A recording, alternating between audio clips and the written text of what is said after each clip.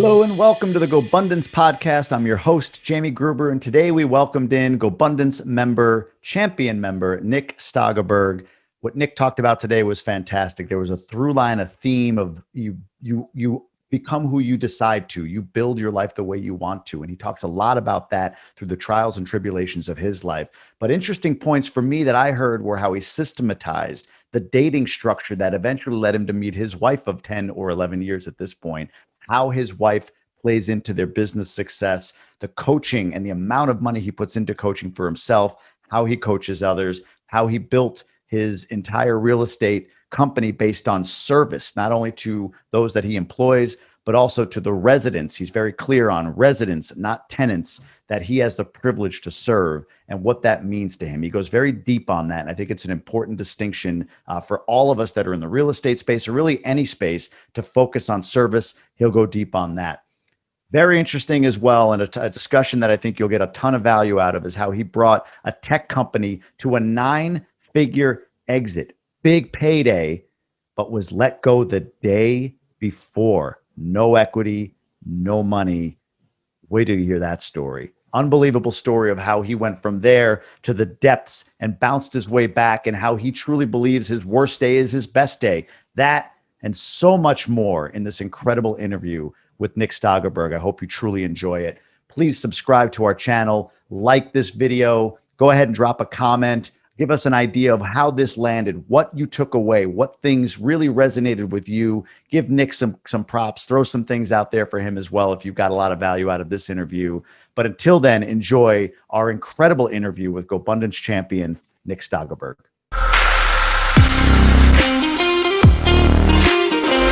Nick, welcome. Thanks. It's a pleasure to be here. Great having you here, man. Great having you. We were able to see each other in Atlanta. I think we met briefly in Tahoe as well. So I'm interested to hear more about you, and let's start there. So why don't you give us the story of you, kind of, back from where you're from, and take us all the way up through now. Yeah, I mean that's a big question. I absolutely love that question. Story is how we make sense of the world, and I love the idea that we can write our own story. Right? We are the authors of our destiny and our past. So I guess I'll talk about my personal life. Sure. When I graduated college, I talked to a bunch of my college professors who I really respected, and asked them what was their life worth doing. I had a bachelor's degree in computer science and a bachelor's degree in ministry. And I wasn't really sure. I don't know. I wasn't really sure where I was going to go with my life, and they all unanimously said, "Find an amazing partner and start a family." Which just shocked me. These are doctors and attorneys, and one of them was like a Rhodes Scholar and a PhD in philosophy, and you'd think that they would have all these different ideas, and 100% of them said, find an amazing partner and start a family. I'm like, well, it wasn't really on my radar, but I guess I'll give that a shot. And it's kind of funny. I believe in like sales funnels, sales pipelines and everything. So I set myself upon the task, and my quota was to go on a date with a different woman each weekend, and got my marketing pieces out there on all the dating portals and everything, and really nailed down what was the optimal marketing strategy. And it was pretty terrible. I did that for about 3 years, and I called it the catch and release program. I would try to just like meet for coffee, like something really short, and like, okay, is this going to go somewhere? Nope. Okay, this is good. Moving on. Yeah. And like I take this very seriously. It's a critically important spiritual exercise, but also like how can I maximize my exposure to get the best possible mate in the whole world. I just like catch and release. That's like the ultimate in what's that called? The safety call. Like, call me 5 minutes after I get there. Like, you had it systematized. You relied on nobody but you. So yeah, that's great. That's right. And then after 3 years of that, which was really discouraging, I met my wife. Our first date was 13 hours long, which was not the norm. It was usually a pretty brief date. Yeah. And I mean, on our 30-day anniversary, I gave her a ring, and gave her a wedding ring 9 months later, and then we got married 11 months after we met, and we've got a 5-year-old, a 3-year-old, and a 1-year-old now, and that's certainly, I'd say that's the most important thing about me. I would say is kind of that kind of piece of the puzzle. I feel like I just I didn't win the lottery. I mean, I certainly put in the work and just found an absolutely amazing woman to make my partner for life. Well, and how long have you been married now? Over a decade, like 11, 10, 1. Okay, so almost exactly 10 years now. Nice. Yeah, Congratulations. That's nine and a half incredible. years. We'll Yeah, dive thanks. more into that, but continue. I'd love to hear more about you. Yeah, and then GoBros were very financially oriented people in a lot of ways. So Yeah. financially, leveraging that computer science background, I got into the ground floor of a software development startup, and over the course of 9 years, we went from 13 million venture capital to 100 million private equity sale. And then 6 months before the sale, they terminated me and seized my stock options, and that was a pretty interesting experience. And I'm a spiritual person. I think my path is guided, and I thought that was like the worst thing that ever happened to me. And in retrospect, I think it's the best thing that ever happened to me. There's no way I'd have everything that I have today if I was still kind of locked into that really, the tech startup ecosystem is very toxic. It's very much a pressure cooker kind of environment. There's no such thing as balance, and I'm kind of glad it happened. I grew up in Rochester, Minnesota, and I moved to the other side of the country and planned to never come back. And then the woman I met happened to become a doctor who happened to match to the Mayo Clinic for her residency, and literally like the only thing in the whole universe that could bring me back here by pure coincidence brought me back here. And I was like, what the heck am I going to do with this software startup experience in Rochester, Minnesota? I was like depressed, just thought my life was over. My professional life was over. Your skills get dull very quickly in tech, and you get old very quickly. And I'm like, am I going to be, flying out to, Silicon Valley or something like that? And yeah, it was really discouraging. I applied for one job at the Mayo Clinic, and they interviewed me, and they said, yeah, we're trying to do this intrapreneurship thing. You know how Amazon and Facebook, they sponsor startups underneath their umbrella to innovate because they're so big they can't innovate anymore. Well, we want to do that here. We want to have a software development consultancy that competes with outside consultancies for all these contracts. We're spending hundreds of millions of dollars a year on software dev contracts, and then we lose the money, but then critically we also lose the knowledge. We're literally giving away all of our trade secrets and stuff to write software for our departments and stuff. We want to keep this in-house. So again, got to work with an incredible bunch of people and kind of helped lead that organization to success. And over the course of 3 years, we eventually had, I personally had 13 teams of engineers I was leading, and we were doing about a third of all new development for the enterprise. So that probably would have been another 9-figure exit if that was like a private company. And that time it only took 3 years instead of 9. And no stock options in that kind of situation. No big payday at the end of the rainbow, but gosh, it was just an opportunity to serve. We were all there for the same reason, and I got to work on software that literally saved lives. Like my wife's friend was diagnosed, her baby in utero was diagnosed with this zebra heart condition that no other institution even knows exists, and the only way they could find it is with our software. We had to like write custom software to talk to the echocardiogram machines to diagnose these esoteric conditions that no one even it knows exist at other places. And just an incredible opportunity to give absolutely amazing service. Every day you got to see lives that were impacted, and it's kind of crazy, but we actually have it in our trust that whatever money's left over like for our kids and stuff goes to that institution, because I think they'll probably put it to good use. So it's just an incredible opportunity to serve. Wow. Okay, so And let's pause for a second, yeah, because there is so much. Like, we still have to get to Black Swan. We got a lot of things to we still haven't get gotten to. there yet. So let's pause for a second. Yeah, I apologize if there's more to that, but we'll not at all. unpack it. Then let's go back to where do I want to start? Let's start with the 9-figure exit. Yeah. So can you give us a sense of that for those of us who have never exited at 9 figures? What does that look like for somebody who does? Like, just give us the insight. So you're sitting at home and you get a check in the mail for X amount of dollars. Like, can you give us some sense of that? No, I got terminated. That So was in conjunction with. Oh, so there was that's zero. right before the sale. Yeah, they sent me on a free vacation, and then when I came back, they fired me the day after I got back. You're kidding. As I was packing up the moving truck to move to Rochester. Yeah, literally as I was packing up the moving truck, they're like, "Oh yeah, go. It's no big deal. You're safe. You've built this company."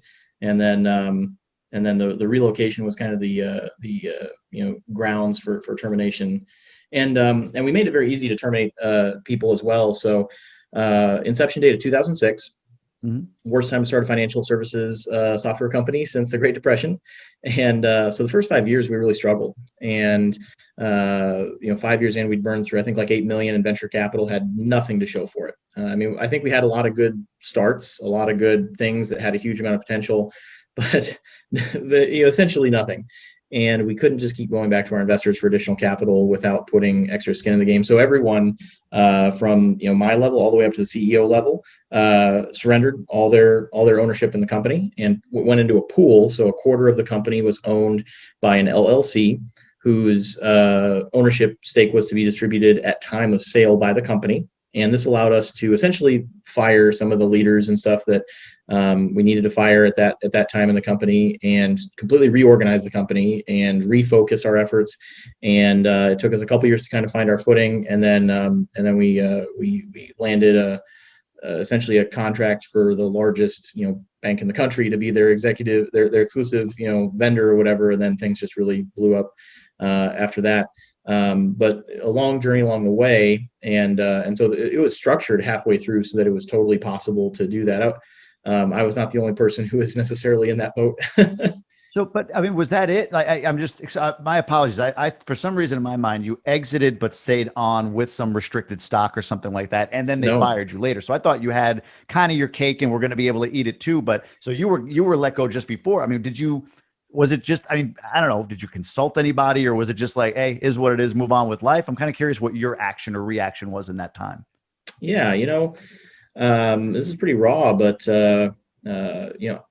I guess I always thought like PTSD was like a contrived thing or something like that. Right, and right.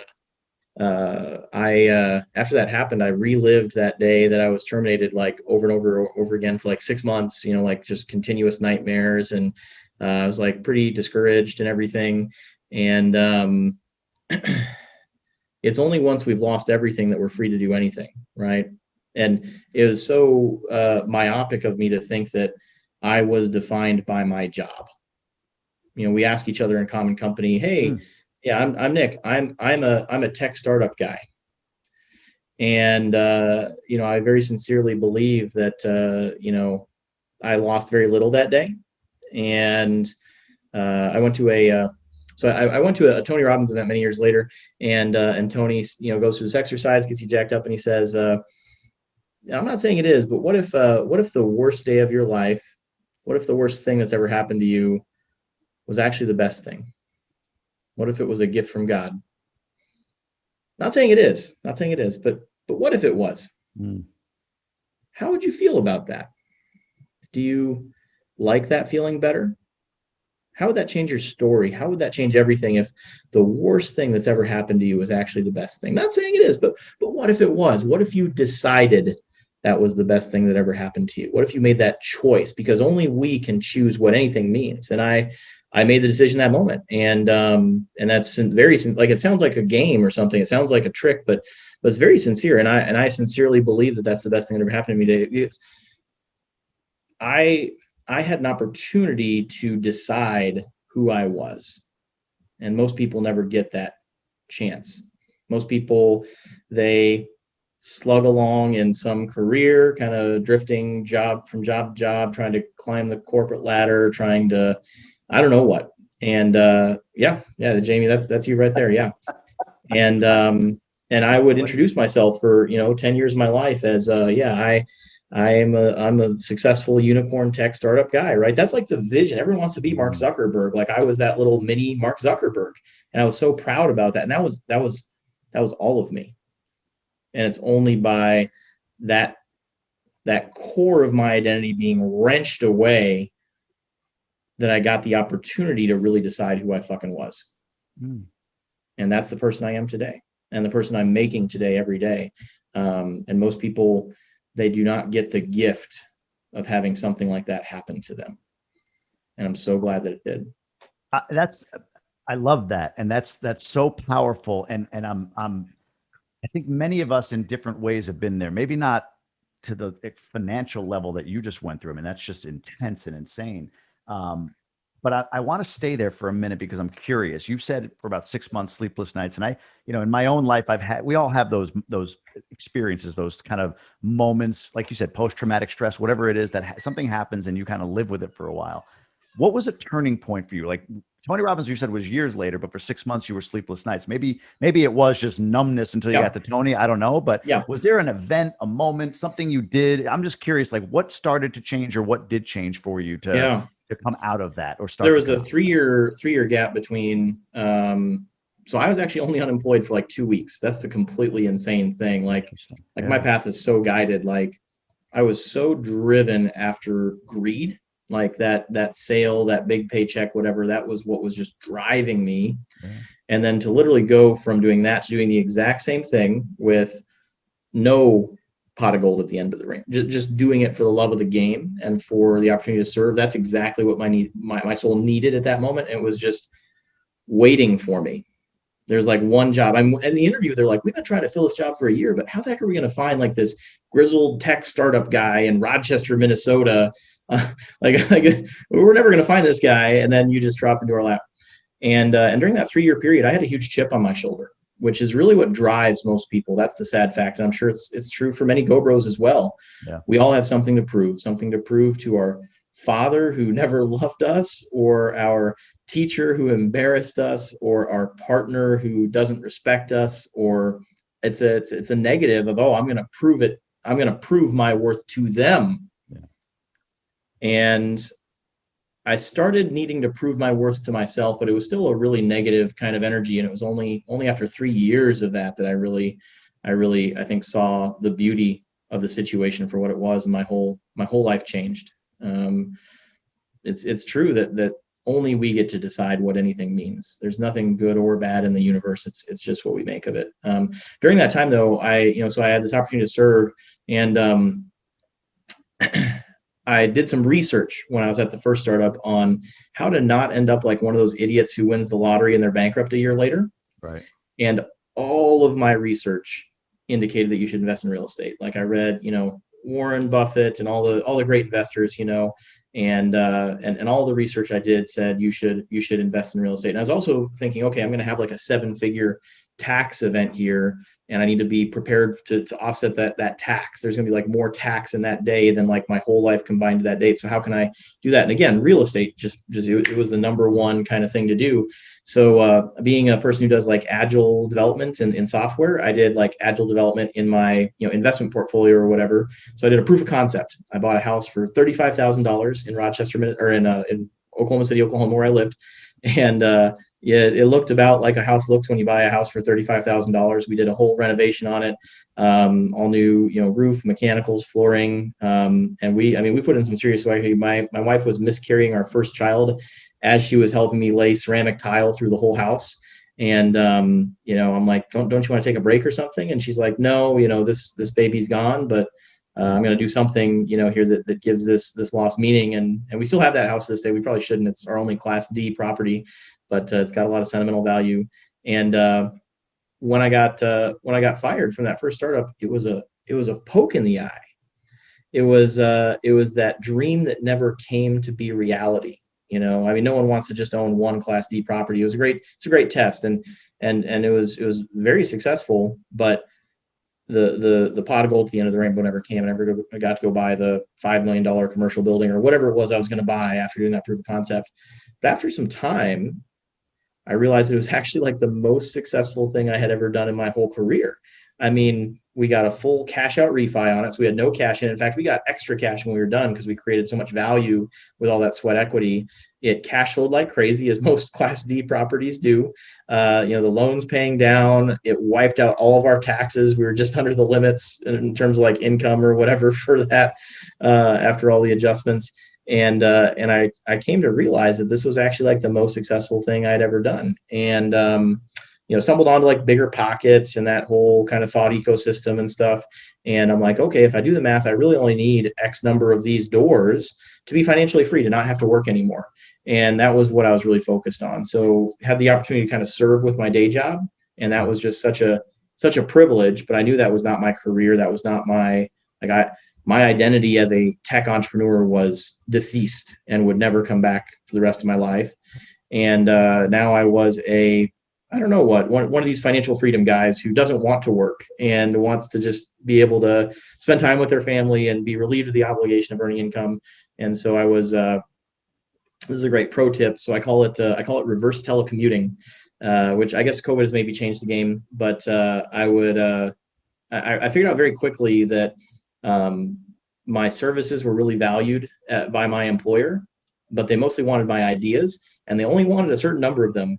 And I was only allowed to create one disaster per month with my boss. I go piss off some manager in some other department or something like that, because they'd pay me to go around telling other departments everything they're doing wrong, and I had to be careful about that. And so I figured out that the fewer hours I worked, the better my like performance reviews were, because I was such a disruptor. And so I just kind of came to terms with that. I said, okay, so how can I bring the maximum value to my employer, but also maximize my own value? And so what I would do is, if there was a meeting in person, I would dial into it, and I'd go out driving around doing my real estate job.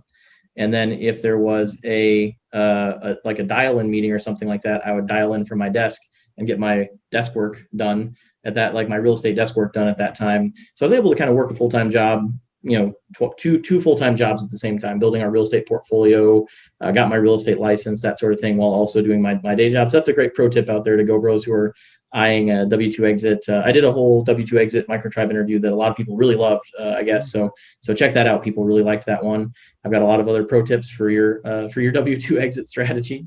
And so during that time, I built a real estate portfolio that was big enough to provide, $80,000 a year in passive income or something like that, and over the course of 3 years.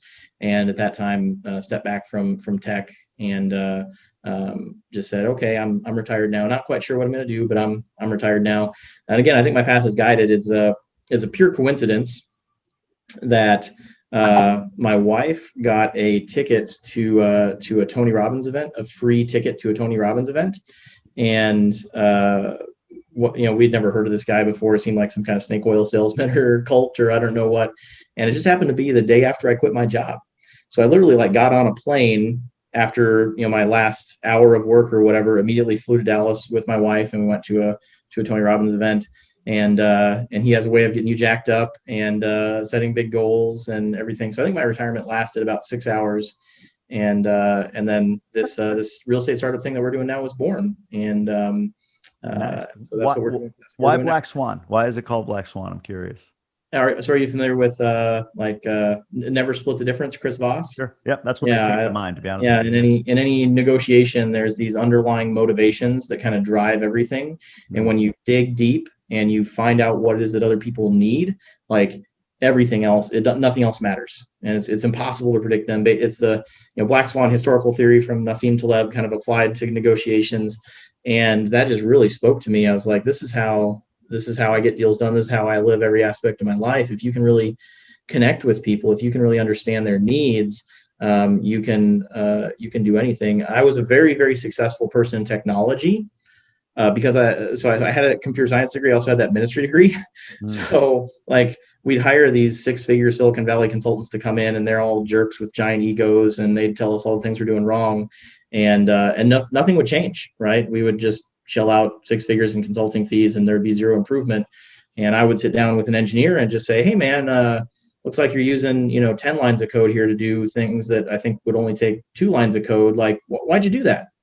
I'm not telling you did it wrong. Maybe there's some features here that I'm unaware of. And okay, well, what do you think about this? Could we do this? Okay, how about this? Hey, what else could you show me? And 6 hours later of just pure flow, we've completely changed the game. You do it one engineer at a time, one person at a time. You can't just go change everyone's code base. You have to do it one relationship at a time. It's a people game. And then it's the same thing with real estate. You just dig deep and find people's black swans, the things that really drive them, the things that ignite them, the things that they fear, and meet their needs. Like most people in a real estate transaction or in a software engineering team, they do weird things to meet their needs because their needs are not being met. They fabricate problems or create impasses or run off and do things on their own, knowing that it's not the right thing to do just because their needs aren't being met. So all you need to do is just just connect with people, just meet their needs, and everything else melts away. All the resistance, it's just flow. Have you thought about coaching? So I do receive some coaching. My wife and my wife really leads this whole personal development part of our life. I read like some self-help books and stuff, but I don't know what, I thought it was pretty woo-woo, and I don't know what. So we do a ton of coaching now, and I credit that with a huge portion of our success. We spend, 6 figures a year on coaching now. And it's the best money we've ever spent. I mean, have you considered being a coach? I mean, you've got we coach other people as well. Yeah. So you do? We do one-on-one coaching and group coaching. We have like a live community hour with our real estate investor community every month. You go to singlefamilyatscale.com, sign up for our mailing list and stuff, and we can we just try to overwhelm people with an abundance of value and just kind of bring to them the same stuff that changed our life. And then like we've raised, like 8 figures of capital, and we don't usually have to work very hard at it. We just kind of connect with people and meet their needs and lead with value, and people just come back to us and say, okay, what do I need to do such that you take my money? How can I get into business with you? The craziest thing is we do like these things, like these real estate education things, and the number one request that we get is so I work with my wife full time. My wife's a physician, but she actually works in the real estate business full time. Mm-hmm. So we're together like 23 hours a day, and she's, my full partner in the real estate business. I credit her with, all this mindset work and everything. And we've got a pretty good relationship. I would say, I'd say that's, probably like my highest, pillar or whatever. And so we'll go do like real estate coaching with people, and they're like, okay, but how do we get what you and Elaine have? How do we have whatever that energy is that, I don't know. And we find that a lot of real estate investors specifically, they are like so into it, and their partner is a completely different track. All they see is risk and opportunity for loss and a lot of work. And like, the immediate payoff isn't so great. The real magic of real estate is to buy real estate and wait. And then 10 years from now, you're really glad you did. But year 1, year 2 are lean years. And there's just so much resistance there with their partner that it saps all the joy from it. So we actually do a lot of that kind of stuff. And my wife's actually a psychiatrist as well. So we do a lot of therapy, we'll call it. And again, really just goes back to meeting people's needs. There's like real estate investing, which is what we tend to coach, is not complicated stuff. It's like the simplest trade in the history of humans. And what holds you back is almost always a mindset thing or a relationship thing, or it's probably not what you say it is. You probably have some limiting beliefs that you aren't aware of, or you just have some excuses. So it's that's what we end up. We do coaching with other people, and that's what it frequently ends up talking about. Interesting. One more time. It's www.singlefamily. I didn't catch the URL. Yeah, go to singlefamilyatscale.com. Can you spell that out real quick? Yeah. Singlefamilyatscale.com. SINGLEFAMILYATSCALE.com. So we have like a 10-15 hour course that we just give away for free. We give away like our whole operations manual. And we do a bunch of multifamily. We've got 2 $10 million apartment complexes under contract right this second. Nice. We've got a $30 million ground up construction project we're doing right now. But the thing that seems to get the most traction, I'm not sure why, is the single family stuff. Maybe it's just more tangible, more relatable, and people just love it, just absolutely love it. And anyone can just go buy a single family home in their own backyard. So there's a lot of podcasts out there that are like, get your mindset right and go buy a house, and it's a little bit rah, and we are just like brass tacks, like here is the exact light fixture and light bulb that we install in every single one of our remodels. Here's the exact piece of flooring. Here's the model number. Here's everything you need to know about drain tile systems if you're in a climate that has water intrusion and basic, like it's brutally detailed. Here's the difference between a commercial loan and a conventional loan, a portfolio loan and a line of credit. And here's the 7 different ways that you might, need to use this instrument or that instrument. So we're just crazy detailed about it, and people love it. And so we do some coaching with that. And, ultimately the way we do business is really different. We do residential real estate, long-term residential real estate, single family, multifamily. And we believe that the relationship with the tenant is really the core asset in that business. The property is just a prop.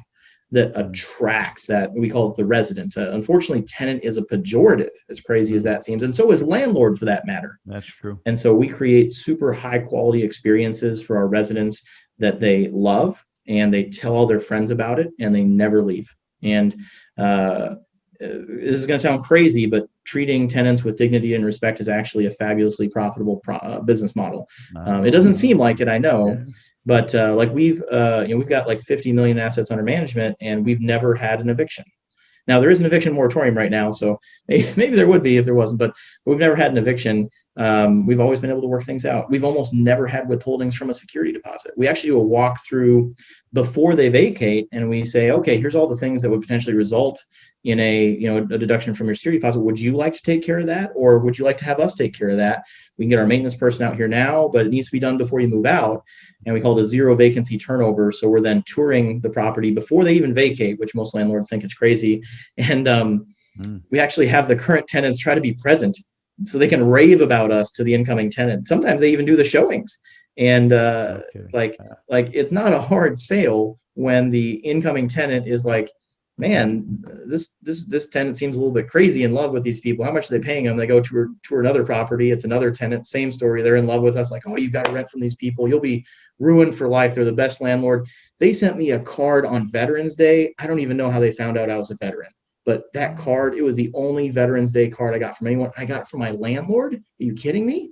Like, this stuff is not rocket science. It's not complicated. You just do it, and you care about people. And so we have like less than 1%, historical turnover vacancy, almost no turnover maintenance costs.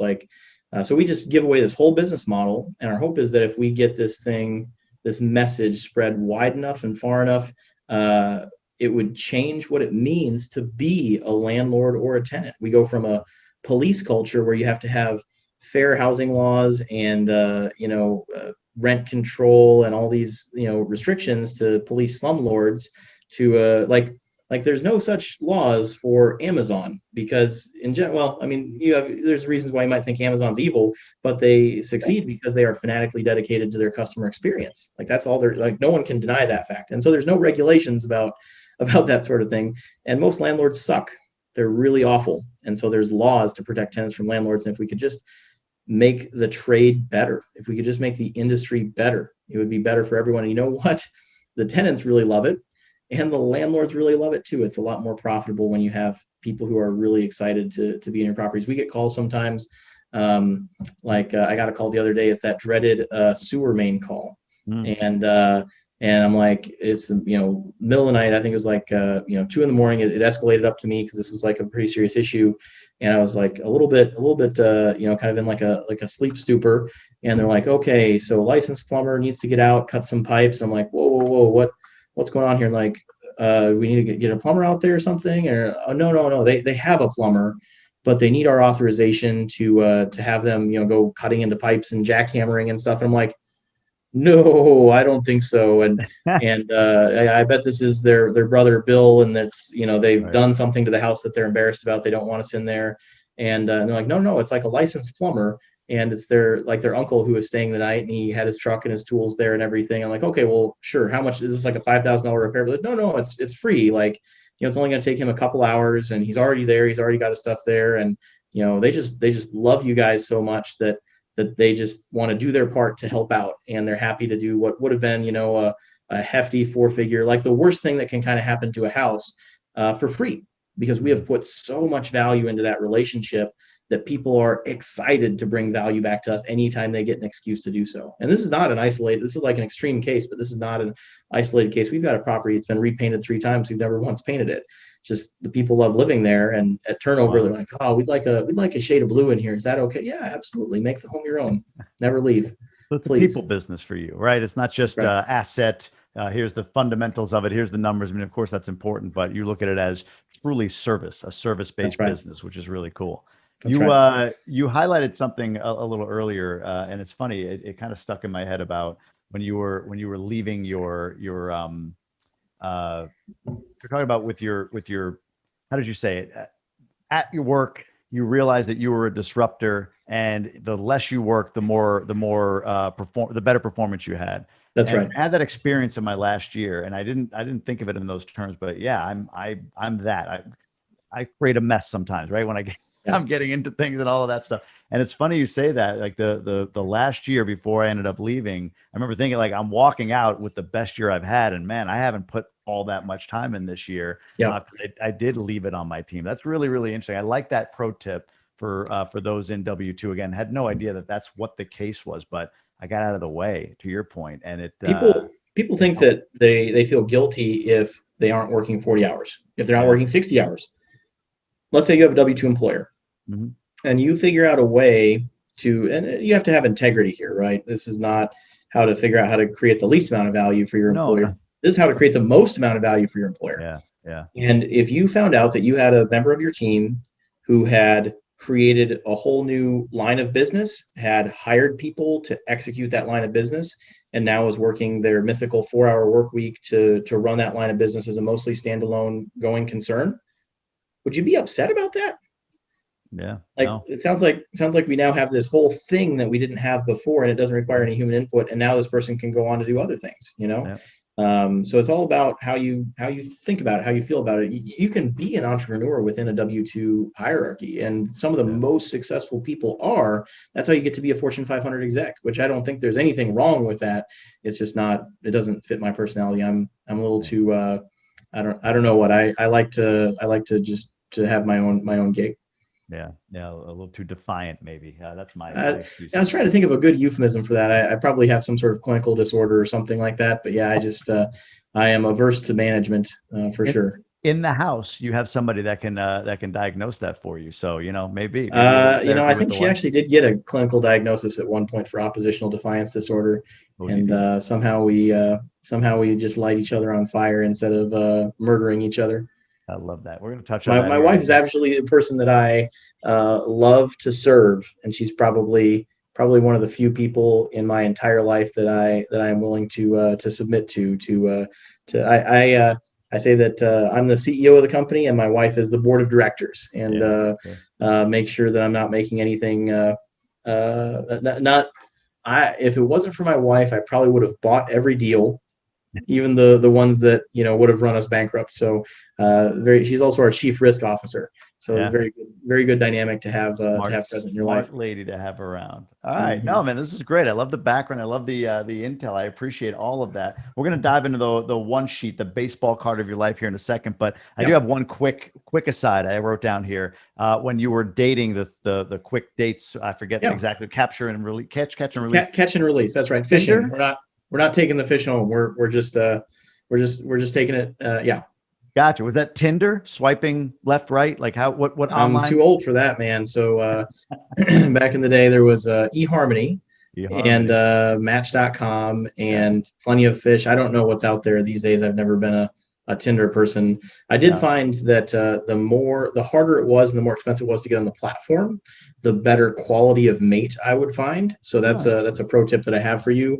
If my wife were to pass away and I needed to find a new date today, I would figure out what was the hardest platform for me to get onto. I'd probably go find like a boutique matchmaker in New York or LA or something. Well, no, because I end up with a LA fake person or something. Well, gosh, that's a really offensive thing for me to say on a podcast. I'm a wholesome Midwesterner over here, so don't take any pejorative from that. That's right. The coast take plenty of shots at the Midwest, so you're allowed allowed your jab here and there. Get onto the hardest platform you can. It's just like GoBundance, like just find the hardest room to get into, and you're going to find quality from there.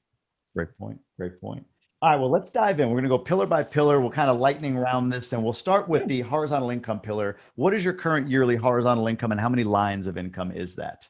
So it's about $500,000, and we'll say like a little under 100. So those are real estate units, some single family, some multifamily, all real estate. Okay, and what percentager does that make you?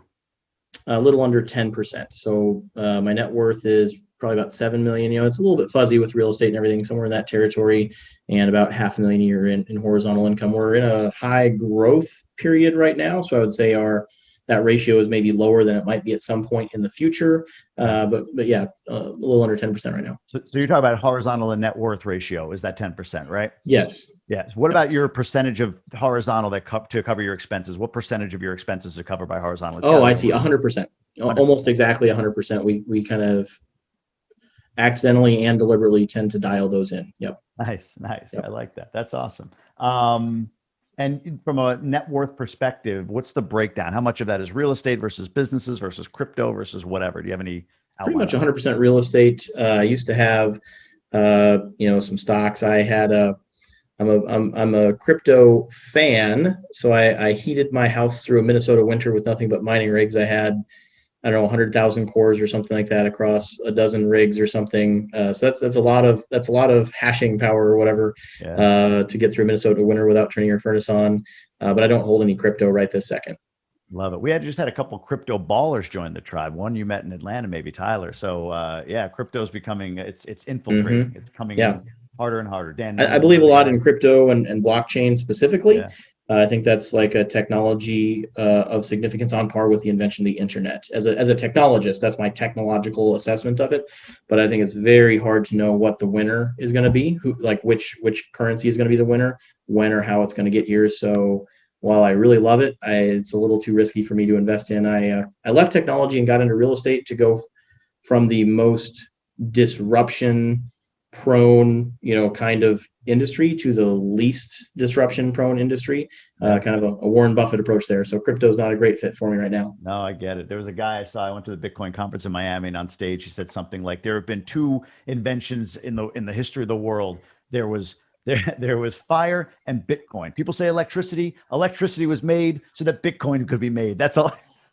So there's some loyalists to Bitcoin out there for sure. So when you said the internet, it was only made for Bitcoin, according to this particular. No, I think the internet's the most significant invention, then Bitcoin, then the printing press. So tools to disseminate knowledge.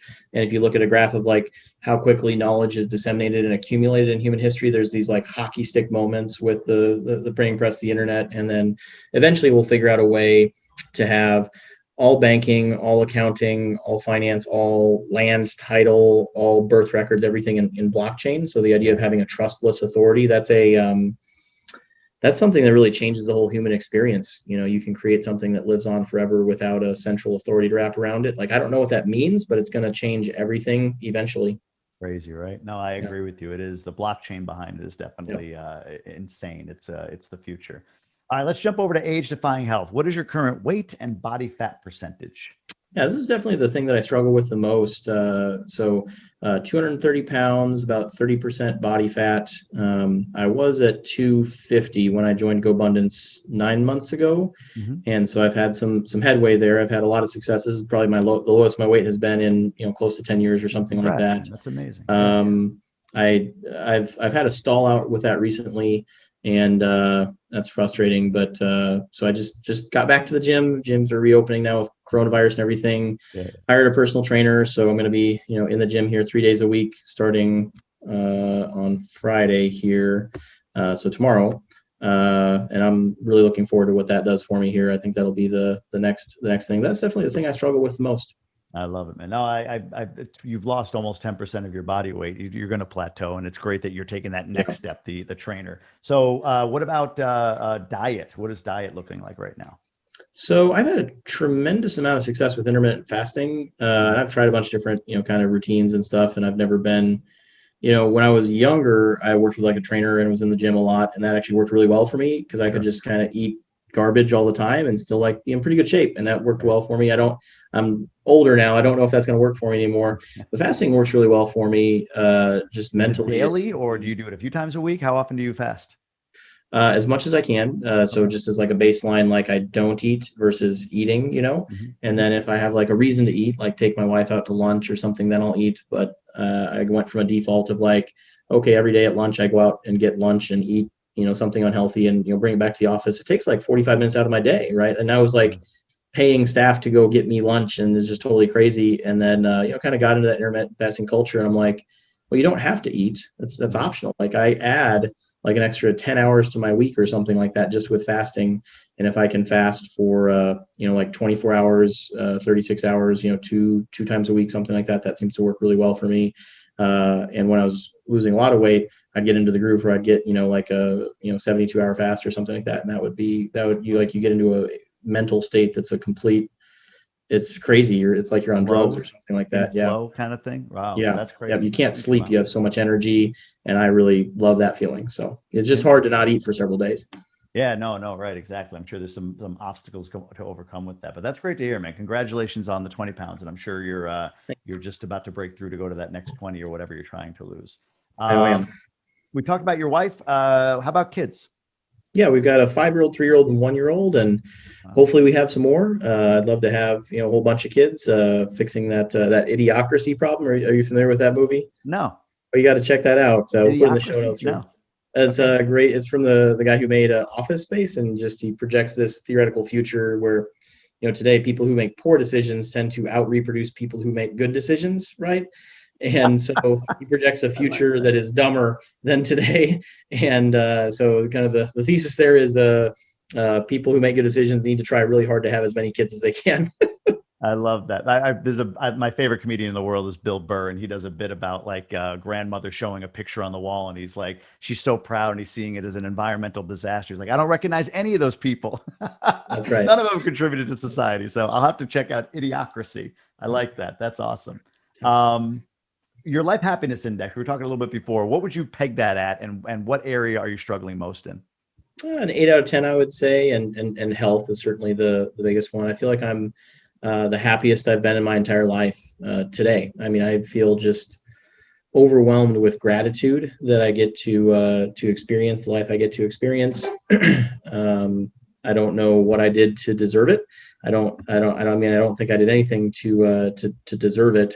I think it's just what has happened, and gosh, I'm just I'm so grateful for it. We have kind of material things or whatever, so that's always fun. But then like joining GoBundance and getting to do, I just saw you in Atlanta last week, getting to do trips like that, getting to meet other really interesting people who are doing interesting things with their lives. I don't know. I can't believe this is my life and I get to lead it. So I'm just so grateful for that. Absolutely. Well, you turned the worst day of your life into the best day. I think that has something to do with it, and you deserve full credit for having the mindset for that. Some people would have plummeted into victimhood, so good for you. Thank you. Yeah, I agree. It is a choice.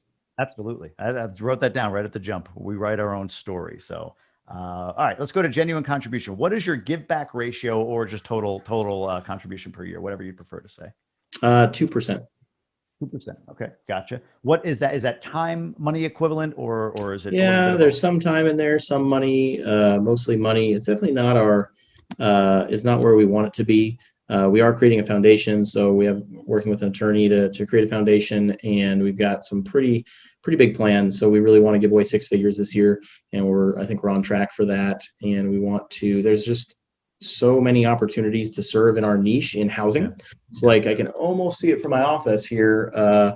The Jeremiah program, they provide free housing to single moms who meet certain kind of covenants. Essentially, you have to have a job and be going to school, and you have to go to these mandatory classes that they teach on personal finance, and it's kind of like a lightweight personal development curriculum.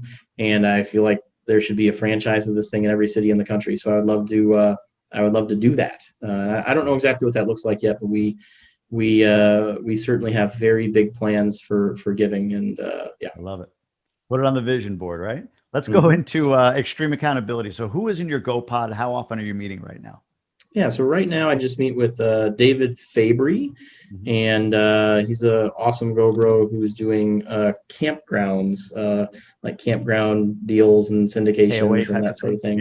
Yeah, KOA. Yeah, he owns KOAs, and really, really awesome guy. So we meet once a week and keep each other accountable and talk about deals probably more than anything. I was going to ask. So that's the discussion. Is it mostly deals that you kind of go through as you meet? He does intermittent fasting as well, just by coincidence, and a lot of people are doing it right now. So we talk about our health, and we both struggle with our health a little bit. I would say probably more than most things. Talk about our relationship with our partner. He's got several children who are a little bit older than mine, and so I get some parenting advice from time to time. Sure. And just connect and keep each other accountable, and support each other. And it's one of my favorite calls of the week. So yeah. Love it. Mine too. My pod is one of my favorite calls as well. On the bucket list adventure, what's coming up? What's the next big adventure for you, if any? My wife and my assistant keep my calendar, so I'd have to check. But doing a bunch of GoBundance stuff. So planning to do the Ecuador trip, the West Point trip. I'll be at Steamboat Springs. So those will be fun. Taking the wife to Italy? We're going to Hawaii. I think travel in Europe right now is kind of challenging. And no, I meant I don't know if you saw next year. I think April of next year there's a trip. Oh no, I haven't to Italy. So haven't seen that yet. Yeah. Well, I'd love to take my wife. Going to Hawaii for 2 weeks or 10 days or something like that in October. Nice. So that'll be a ton of fun. We haven't been there since our honeymoon.